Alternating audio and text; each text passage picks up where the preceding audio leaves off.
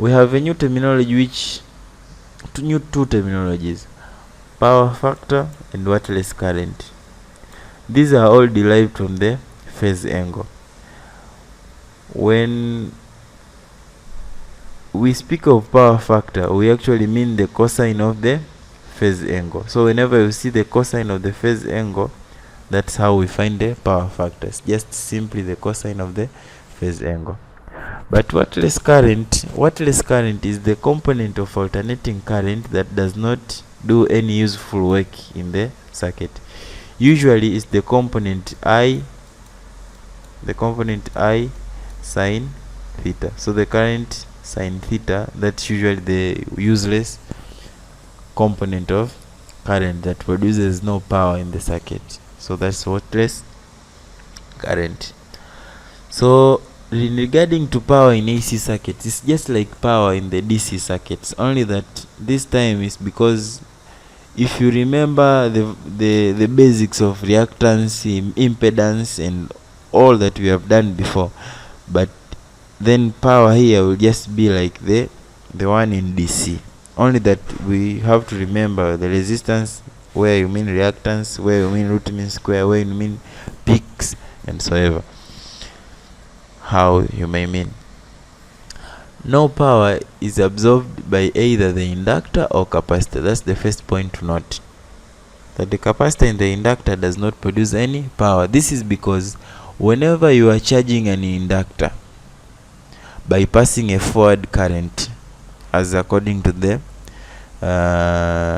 Faraday's law, again the current is reversed. Okay, so it means it is charging the inductor, it is producing current in the inductor in the reverse direction. So this reverse cancel the first one that is produced, so eventually the net power produced there becomes zero. Similarly to a capacitor, in the first half cycle of the flow of current, the capacitor is charged. Again it is given negative current in the process. The second time where current is reversed, it is discharged. So eventually the net charge, or that is stored in the place of capacitor, or the induction in the capacitor, becomes zero. Hence the power is zero.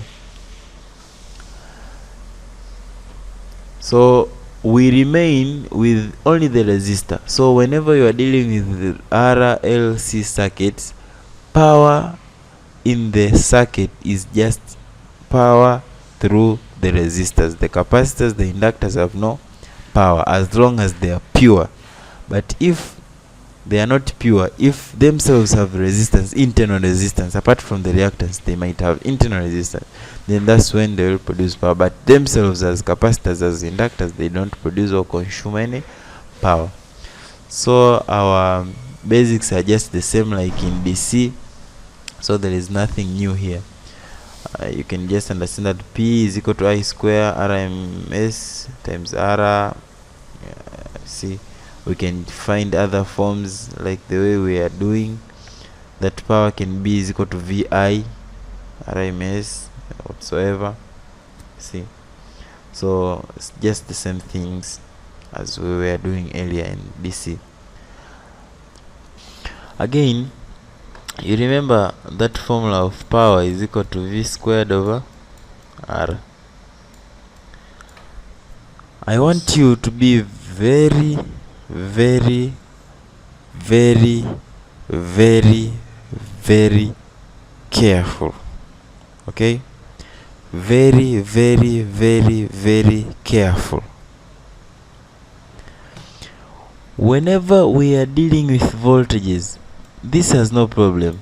The issue are these two formulas.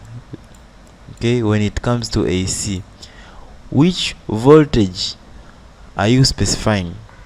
Okay, because here we have, even if the inductor and capacitor are not there, still we have two types of, they are there, but that they don't contribute to anything in power. So the voltage, there are two types here. There is voltage across the resistor, and we have the voltage of the whole circuit. Okay, voltage across the resistor, voltage across the whole circuit. So you should be very careful that since the power in AC is only involved in the resistor, even the voltages that you'll be using, as far as these formulas are concerned, there will be voltages across the resistors.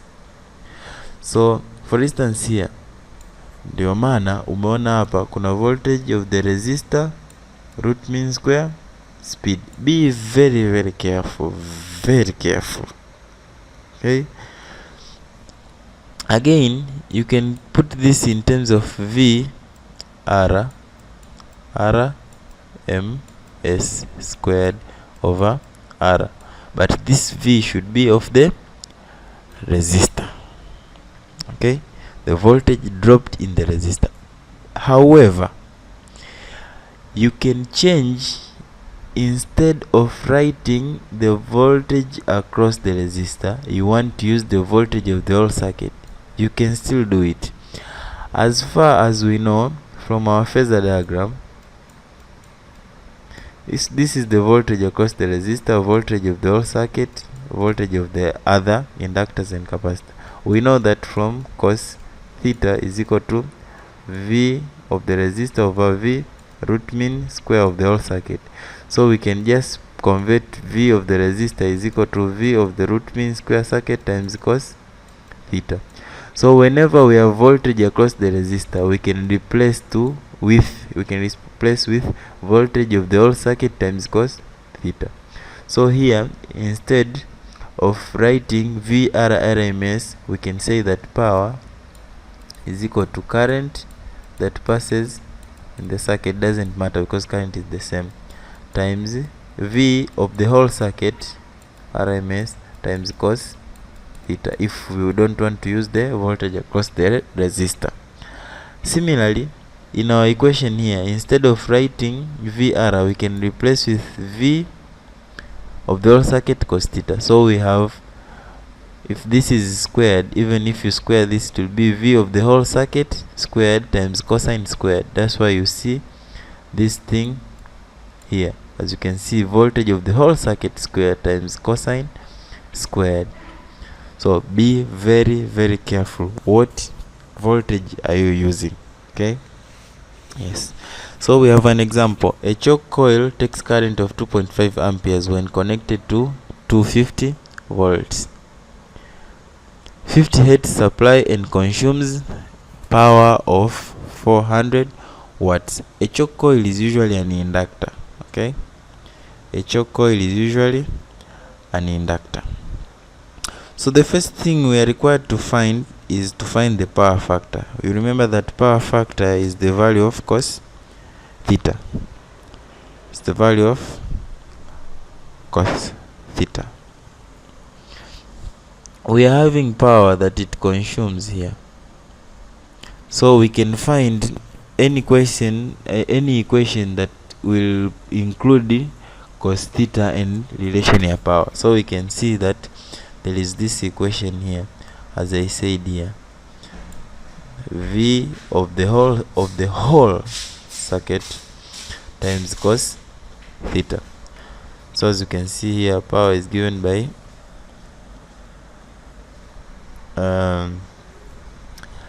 voltage of the whole circuit cos theta times the current that is passing through the circuit. So from here we can get our value of cos theta, the value, not the angle, the value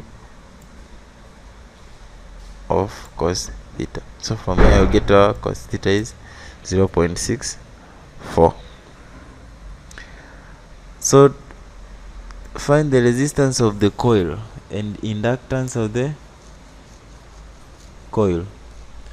So we know that this is just a single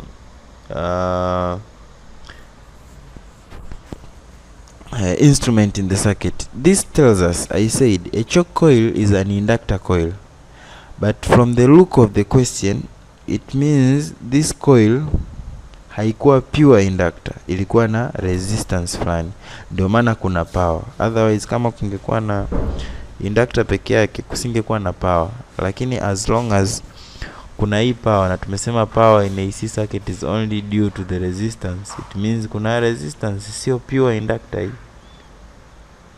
Sawa? Yeah. So we can solve various ways. This is not exclusive. You can find any other way that you can use to solve your question. Sawa? For instance, hapa nimeanza kutafuta impedance. My aim is ili kupata resistance ya coil. Okay? Ili kupata resistance ya coil, kwa sababu unapokuwa na impure coil ambayo sio pure, ni sawa sawa na hii inductor iwe na inductance, iwe na reactance na iwe na resistor. Sasa ile resistor utaitoa nje, utaiseparate kama vile haipo na inductor. Kwa hiyo itakuwa inajitegemea. Sawa? Kwa kutakuwa na resistor hapa na kuna capacitance, reactance of the inductors, na kuna hii, na as long as ina value ya hii cos theta hapo. So nachotaka kufanya hapa ili kupata R ni sawa sana Z cos theta. Okay, Z cos theta, because cos theta ni sawa na R over Z, so R ni sawa sana Z cos theta. Okay, so I'm trying to find Z first so that I can conclude easily to get R. So to get the impedance, because impedance is the total resistance, is equal to the total voltage over the total current. Total voltage tumeambiwa that is supplied is 250, total current is 2.5. So simply you get our impedance is 100 ohms. Again times cos theta, where cos theta ni power factor, tumeshaipata 0.64. Tukimultiply hapo tunapata 64 ohms ya resistor. Inductance of the coil from the formula of impedance, that Z squared ni sawa sana square root ya XL, because it's XL peke yake plus R squared. From here we have R, we have the impedance, we can get the reactance of the inductor. So if we solve for the reactance of the inductor, we get 66.84, and we know the reactance of inductor is equal to L times W. So we can get our L from here. Angular frequency is 2 pi f, where f is 50 hertz. So we can get our value of L as 0.245 henries. The questions are very simple as the way they are. So we have few more examples here. You can pass through them and use as practice questions for you.